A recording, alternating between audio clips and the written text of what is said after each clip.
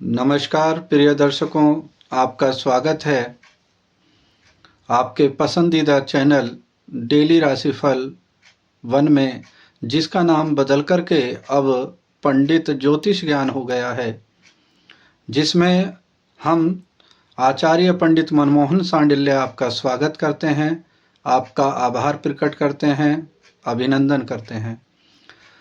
आज हम लेकर के आए हैं एक विशेष जानकारी, जिसमें आप जानेंगे कि किस उंगली से टीका लगाने पर क्या लाभ और क्या फल प्राप्त होते हैं। इससे पहले हमने एक वीडियो में बताया था किस चीज़ से मस्तक पर टीका लगाने से क्या लाभ होता है, क्या फल प्राप्त होता है, क्या चमत्कार हमारे जीवन में हो सकते हैं मस्तक पर टीका लगाने से। अगर आपने अभी तक वह वीडियो नहीं देखा है तो आप डिस्क्रिप्शन बॉक्स में हमने लिंक दिया है, वह वीडियो जाकर के आप देख लें, जिससे आपको आसानी से पता चल पाए कि कौन से दिन किस चीज़ का आपको टीका लगाना चाहिए।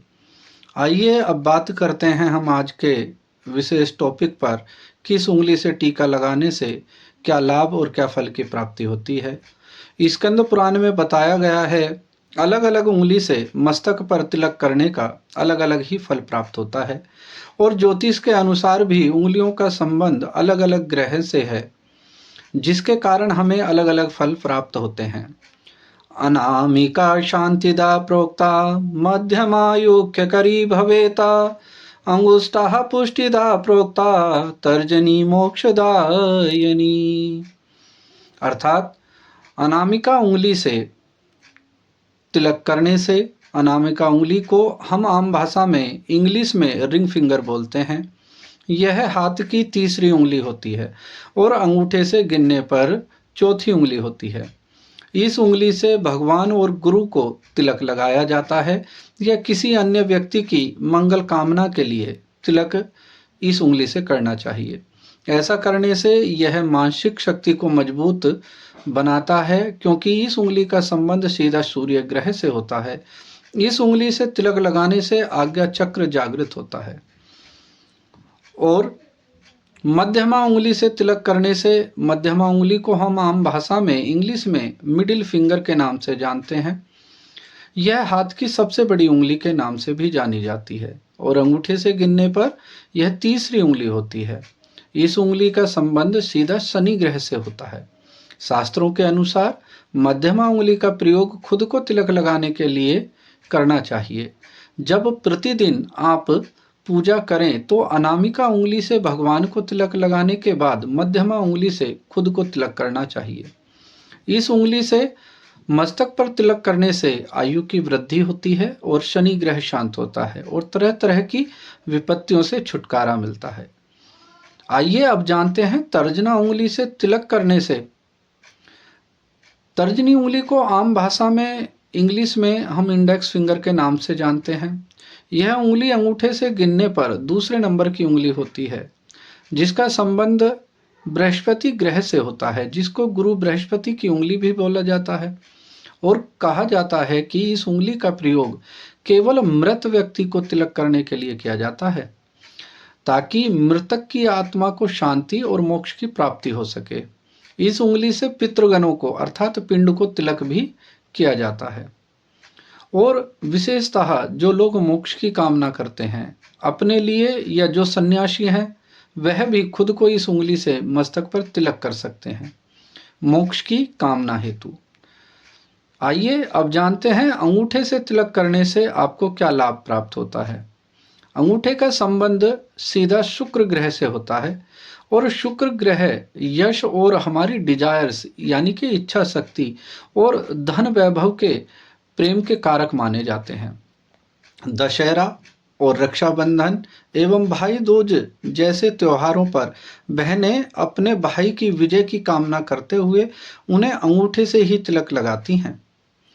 पहले भी जब राजा महाराजा युद्ध पर जाते थे तो उनकी रानियां अंगूठे से ही राजा के मस्तक पर विजय तिलक करती थीं। या गुरु परंपरा में गुरु अपने शिष्य को उसकी मंगल कामना के लिए पहले अनामिका उंगली से मस्तक पर टीका बिंदी और फिर अंगूठे से तिलक करते थे। अर्थात गुरु अपने शिष्य की मंगल कामना के साथ साथ विजय श्री का आशीर्वाद प्रदान करते थे। किसी की मंगल कामना के लिए अनामिका बिंदी लगाकर अंगूठे से तिलक करना चाहिए अगर आप भी किसी की मंगल कामना कर रहे हैं या चाहते हैं। आइए अब बात करते हैं कनिष्ठा उंगली की, यानी कि सबसे छोटी उंगली के बारे में, जो कि अंगूठे से गिनने पर 5वें नंबर पर आती है। कनिष्ठा उंगली, जिसको आम भाषा में हम इंग्लिश में लिटिल फिंगर बोलते हैं। कनिष्ठा यानी सबसे छोटी उंगली, जिसका प्रयोग तिलक लगाने में नहीं किया जाता। यहाँ तक कि किसी भी शुभ कार्य में इस उंगली का प्रयोग वर्जित बतलाया गया है। इस उंगली का संबंध बुध ग्रह से होता है। हालांकि ज्योतिष शास्त्र के अनुसार बुध ग्रह को मजबूत करने के लिए कुछ विद्वान कनिष्ठा उंगली से तिलक करने की सलाह देते हैं। यह व्यक्ति विशेष के लिए उसकी जन्म कुंडली के आधार पर निर्धारित होता है। सामान्य तौर पर यह सबके लिए नहीं है, क्योंकि स्कंद पुराण में तो कनिष्ठा उंगली से तिलक करने के बारे में निषेध बतलाया गया है। और अगर आप भी हमसे अपनी जन्म कुंडली विश्लेषण कराना चाहते हैं तो आप हमारे नीचे दिए गए व्हाट्सएप नंबर पर हमसे संपर्क कर सकते हैं, अपनी अपॉइंटमेंट फिक्स कर सकते हैं।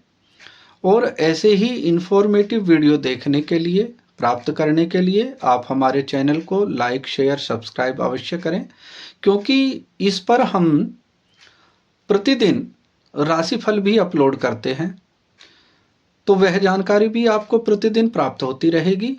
और अगला वीडियो जो हम लेकर के आ रहे हैं, जिसमें हम आपको बताएंगे कि किस राशि के जातकों को किस चीज़ से टीका करना लाभकारी और फायदेमंद साबित होता है, वह भी हम जानकारी आपको देंगे।